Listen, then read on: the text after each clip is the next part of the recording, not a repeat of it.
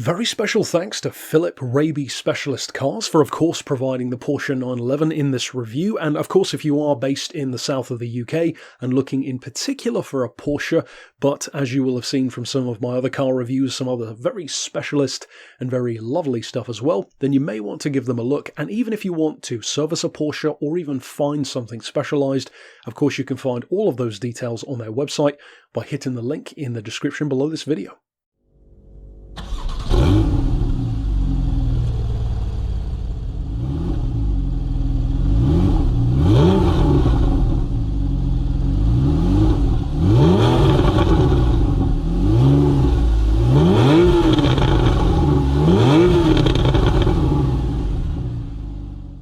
It's always a special occasion for me when I get to drive a 911 here in Beards and Cars, and regardless of its age, its price point, what model it is, a Carrera, whatever the case may be, they are always impressive. Even the ones which don't necessarily have as high of a price point, like a 996 Carrera, which at the moment at least tend to be some of the more attainable cars, they still offer plenty to at least respect, if not love. And for me, the 997.2 Carrera, which I also reviewed a while back here in Beards and Cars, is to this day in my easily top 5 favourite handling cars I've ever driven, up there with the Maserati Quattroporte and the Alfa Giulia Quadrifoglio. It is a seriously impressive car. But on the point of something like that 997, that brings me to one of the biggest talking points, I believe, which needs to be addressed about this car. And in fact, not just this car. This, of course, is a 2014 991 generation Targa 4S. Targa, of course, being the very obvious throwback to the olden days of the 911, much as the Speedsters are as well. But also, being a 4S has of course the advantage of all-wheel drive and added performance. So it ticks the modern and classic boxes at the same time. But one of the things that I like about Carreras, GTSs, models like this one as well, is that they don't need to be the quickest thing around. That's not what they're about. These 911s are more about the driving enjoyment. Leave the lap records and the performance and the flagship ballistic visuals to stuff like turbos, GT2s, GT3s. They're great for that. Of course, they're always great. But it allows all of the focus to sit on their shoulders when cars like this are more free to just be about enjoying driving and just having fun. And to me, that is something which will never get old. And it's why on some occasions you will perhaps surprisingly see cars like a turbo, even in some cases, not quite keeping as much value as you might expect in comparison to models that aren't quite as quick. Take the Panamera as a prime example.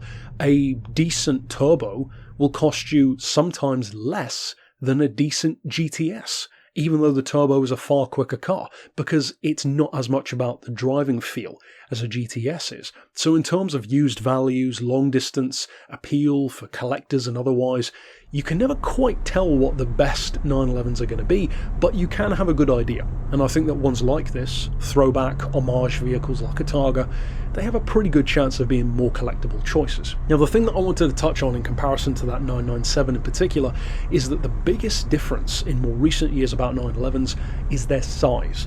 It's something which I could easily see many purists really disliking, because even though the formula hasn't fundamentally changed, simply making a car larger, which newer 911s definitely are, this one, later ones even more so, simply changes what the car feels like. Sure, it has the same innate personality, the same formula behind it, but having a car that just takes up more road space is just something that you can't change. It's like the Nissan GTR. It's very good, but it's also very big. So flying around tight roads or a tighter race course might mean that on some occasions you'll get into a hairy situation, or maybe won't be able to dive in and get that overtake that you may have in a smaller, more nimble car.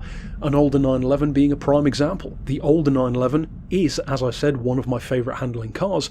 I wouldn't necessarily say that this newer car is quite as unique. With that being said, I have no doubt that this would probably wipe the floor with that car around a track, because that's what 911s tend to do. They get newer and quicker, as you would hope for. But in terms of feeling unique, this one doesn't quite feel as classic of a 911 experience.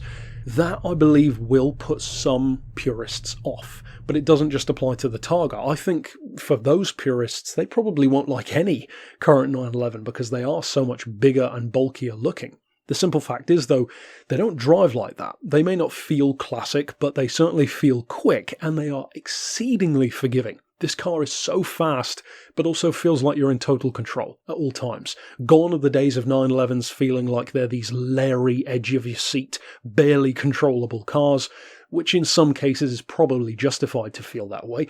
Now it feels like this car really does protect you a lot of the time. Again, something which purists might not like, but there you go, you can't please everyone. Now, in terms of performance, even though this car is not a turbo, a GT2, etc., it certainly isn't slow. Much like a Carrera or a GTS, it has just the right amount of performance to have the maximum driving fun, but at the same time, certainly not being a slouch.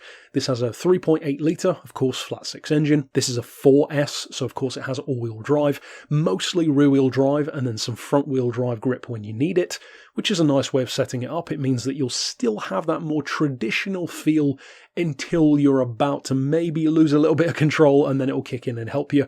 In terms of performance, just under 400 horsepower, about 325 pound-feet of torque.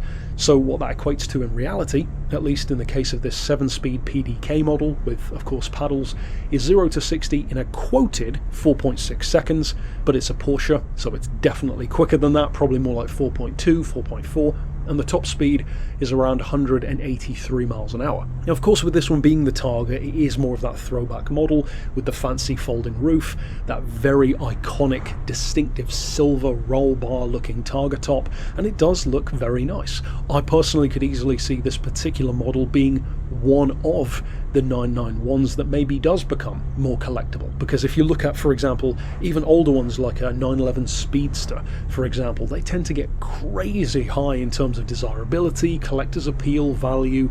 Anything that's different will always have that advantage. Something like a turbo, maybe not quite as much, but something like these, well, it is more special. These special edition models, either if they're overtly called that or not, they do have this strange appeal to them. There's something a bit different. And the fact that it is bigger means that it is more stable. It has that larger, wider, more race car stance. And it also means, in practical terms, the rear seat space is improved. The cabin room in general is improved. You can see, for example, I've got plenty of space here in the car.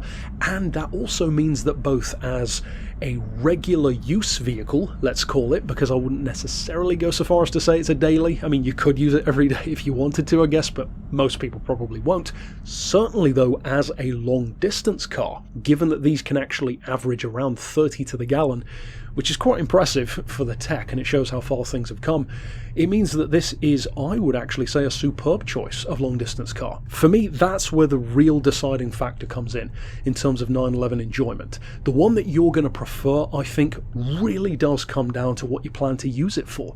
If you're buying a 911 as an investment, well, just go for something classic. It's a surefire bet to be worth a lot, especially if it has GT3 or RS written on it. If you're looking for a 911 purely as a sports car, something which maybe has some modern advantages but still has that retro 911 core vibe of what always made it so good, maybe something like a 997 may appeal to you more. It certainly feels more traditional, but with those modern improvements.